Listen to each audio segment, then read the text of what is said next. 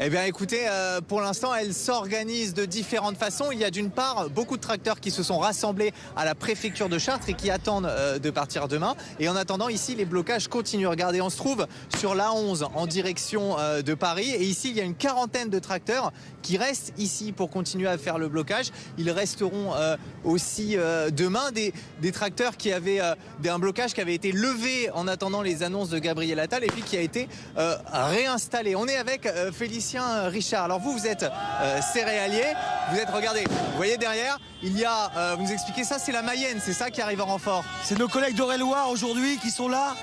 Nous aujourd'hui, on ne lâchera pas le mouvement. Les annonces de Gabriel Attal ont vraiment été insuffisantes pour nous. Aujourd'hui, Paris, on arrive.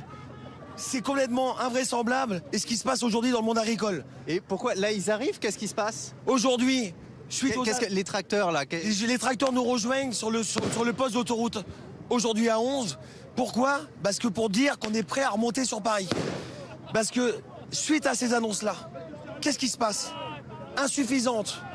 Loi Egalim. On s'aperçoit qu'aujourd'hui, que la loi n'a même pas été respectée par rapport à ça. Donc monsieur le maire nous dit quoi?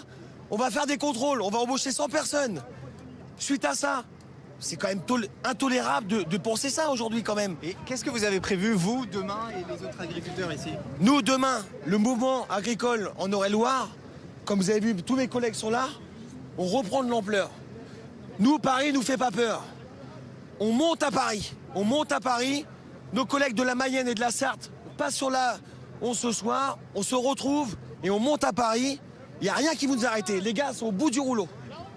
Merci beaucoup, monsieur Richard. On va rester avec vous toute la soirée et sûrement qu'on continuera demain. Vous voyez ici les agriculteurs extrêmement motivés et qui sont aussi, il faut le dire, extrêmement soutenus. Le pont qu'on vous a montré là-haut, depuis tout à l'heure, régulièrement, toutes les voitures qui passent klaxonnent en signe de soutien aux agriculteurs qui sont donc extrêmement déterminés ici.